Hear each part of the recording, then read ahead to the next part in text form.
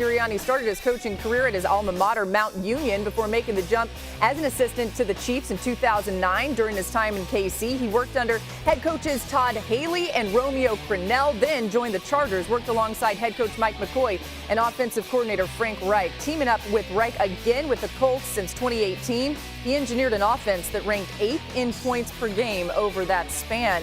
Let's get back to Adam. The Eagles have found their head man. What more can you tell us? Laura, the Eagles have been in Florida here conducting interviews for the better part of the last week since they fired Doug Peterson, brought in any number of candidates and went through them. And I think because they started a little bit late firing Doug Peterson a week after some of the other coaches got fired, they were a little bit late to the process. And again, that meant that other coaches landed other jobs elsewhere before the Eagles could have all the options that they wanted. Still had plenty of options of plenty of good candidates out there. And ultimately, in the end, I think that they felt most comfortable with Nick Sirianni, who's worked under Frank Reich in Indianapolis and knows the Philadelphia system well.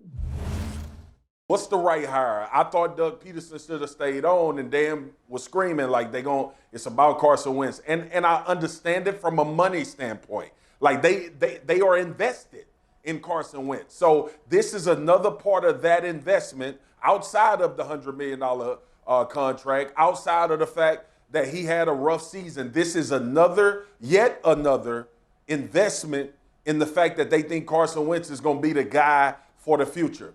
This is all on Carson Wentz now. Yeah. Like this, the amount of pressure that he's going to have, as we've talked about, the pressure you have in Philly just got revved up another notch. I think it's pressure on all of them. I think it's pressure on Nick, Carson Wentz, the front office, all of them. What's interesting about this is they went and got the other guy. They didn't get the guy. They didn't get Frank Reich. Mm-hmm. They got somebody else. So you expected for him to coach him the same way. It's totally different when you in that plane flying in that cockpit versus sitting back and delegating certain things. Now you become the head coach, I'm assuming the play caller, and the quarterback coach. Even though you may not have the title as a quarterback coach, you are intimately involved with him on a day-to-day basis. Will it work out? I don't know. How are you going to handle the locker room when they turn around and they look and say, well, Jalen Hurts should be really playing, man? You know, how are you going to handle that? It's a really interesting point, Dan, because I think it's obvious. We've talked about the reasons why we're talking about Carson Wentz is because of the money that's owed to him, right? Yes. And that's what's top of mind for this organization and the leadership in the organization.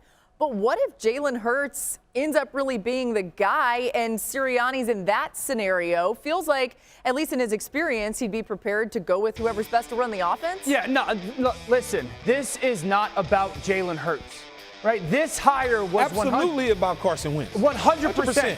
If Jalen Hurts goes into this offseason and into the summer and proves he's a better player than Carson Wentz, then the Eagles have a big problem. Yes, there's no question about that, because Nick Sirianni signed on to the Eagles' job in part because of Carson Wentz. Yes. He doesn't take the job because, you know what, I loved Jalen Hurts coming out of Oklahoma.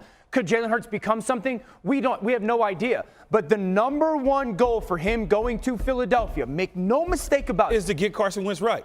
Get him balling. Yes. And so it has everything to do with the non-physical. He's got to go make good relationship. He's also got to bring someone with him that can coach the heck out of the guy. Yes. This is not about being buddies. But what if it doesn't work and all of a sudden in that locker room they're going, well. Then everybody's gone, though. And that's going to happen fast, too. All right, guys, we are going to get back to this because there's a lot more to talk about with it. But let's.